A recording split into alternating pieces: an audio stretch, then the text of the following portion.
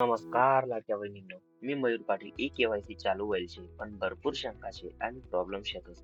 तुमना मनमा अशी कोणतीच शंका राहावं नाही. तुम्ही तुमना मोबाईल मै, लॅपटॉप मै, नाहीतर कम्प्युटर मै ई-केवायसी करू शकतास. मी या व्हिडिओ मा लाडकी बहीण योजनानी ई-केवायसी कशी करतात हा व्हिडिओ शेवटपर्यंत देखा आणि चॅनलवर पहिल्यांदा येल होतील तर चॅनलने सबस्क्राईब करा. महत्त्वपूर्ण व्हिडिओ तुमच्यासाठी लयच रास. चला पुढील व्हिडिओ सुरू करूया. तुमचा लॅपटॉप मै, मोबाईल मै, नाहीतर कम्प्युटर मै ब्राउझरवर जायची लाडकी बहीण .महाराष्ट्र.gov.in सर्च करा ना.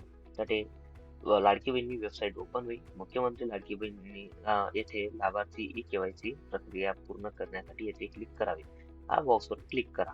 त्यानंतर जे काय लाडकी बहिणींना हप्ता चालू शे किंवा बंद शे त्या लाभार्थींना ती लाडकी बहिणींना किंवा लाभार्थींना आधार क्रमांक टाका.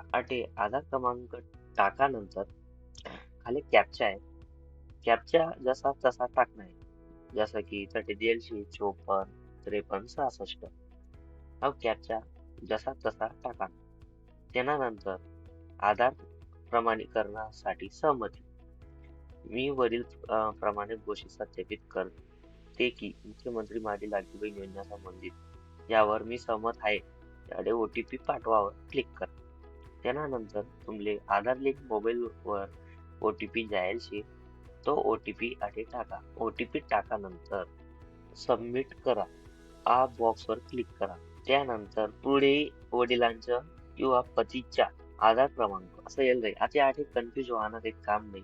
कारण की जसं विवाहित असेल तर पतीनं नाव, अविवाहित होईल तर वडीलनं नाव. म्हणजे जसं आधार कार्डावर नाव शे तसं टाका. आधार कार्डावर वडीलनं नाव होईल तर वडीलनं टाका ना. पतीनं नाव होईल तर पतीनं.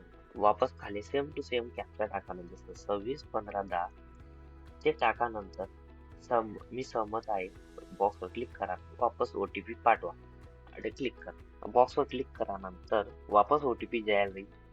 आधार लिंक मोबाईल नंबरवर OTP जायला शे. वापस तो OTP टाका ना. OTP टाकानंतर सबमिट करा. बॉक्सवर क्लिक करा. सबमिट करा नंतर आता पुढे जास्त कन्फ्युज होणार ऑप्शन आहेत आणि एक सर्वात महत्त्वाचं आहे की हा बॉक्स होय नाही. आई सर्व नियमन देखा. वडिलांचे आणि पतीचे नाव सेम टू सेम येईल जाईल. रायना जात प्रवर्ग. जात प्रवर्ग असुनिश्चित जाती म्हणजे SC, असुनिश्चित जमाती म्हणजे ST, इतर मागासवर्ग म्हणजे OBC. खाली VJNT हे सर्वसामान्य म्हणजे जनरल. तर तुमनं कास्ट नुसार तुम्ही सिलेक्ट करील्या. जसं की मी OBC आहे. मला कास्ट OBC आहे तर मी तर मागासवर्ग सिलेक्ट करीन. त्यानंतर पुढे 1 नंबरवर जावानं माझ्या कुटुंबातील सदस्य नियमित कायम कर्मचारी म्हणून सरकारी विभाग, उपक्रम मंडळ, भारत सरकार किंवा राज्य सरकारच्या स्थानिक संस्थेमध्ये कार्यरत नाही किंवा सेवानिवृत्तीनंतर निवृत्ती वेतन घेत नाही. होय नाही केल्यावर तुमना हप्ता बंद होऊ शकस. कारण की बॉक्स वर होय करा ना. कारण सेवानिवृत्तीनंतर निवृत्ती वेतन घेत नाहीत म्हणून आहे म्हणून होय करा ना. ते 2 नंबर बॉक्सवर जावा ना. माझ्या कुटुंबातील केवळ एक विवाहित व एक अविवाहित महिला योजनेचा लाभ घेत आहे. बरोबर होय करा ना. घरमा एक विवाहित आणि एक अविवाहित महिला लाभली नाही त्यांसाठी होय करा ना. नाही करत तर तुमचा हप्ता बंद होऊ शकत.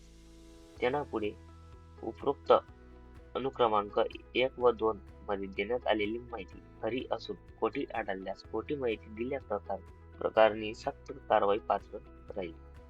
हा चेक बॉक्सवर क्लिक करा ना आणि पुढे सबमिट चेक बॉक्सवर क्लिक करा. सक्सेस. तुमची ई-केवायसी पडताळणी यशस्वीरित्या पूर्ण झाली आहे. मेसेज जेव्हानंतर तुम्ही ई-केवायसी सक्सेसफुल जायची. तुमले जी काही शंका काढणीची यांना पुढे तुम्ही वापस ई-केवायसी होईल शे त्यानिशी ते चेक करासाठी वापस सेम टू सेम प्रोसेस करण्याची. जसं की पहिले आधी लाभार्थींना आधार क्रमांक टाकण्याची. लाभार्थींना आधार क्रमांक टाकाना. कॅप्चा जसा तसा टाकाना. जसं 97 99 37 99 31. त्यानंतर मी सहमत आहे बॉक्सवर क्लिक करा ना आणि OTP पाठवा क्लिक करा. या आधार क्रमांकाची ई-केवायसी प्रक्रिया पूर्ण झालेली आहे. या आधार क्रमांकाने ई-केवायसी प्रक्रिया पूर्ण होई जायची. तुम्ही ई-केवायसी सक्सेसफुल होई जायची. धन्यवाद. जय शिवराय. जय महाराष्ट्र.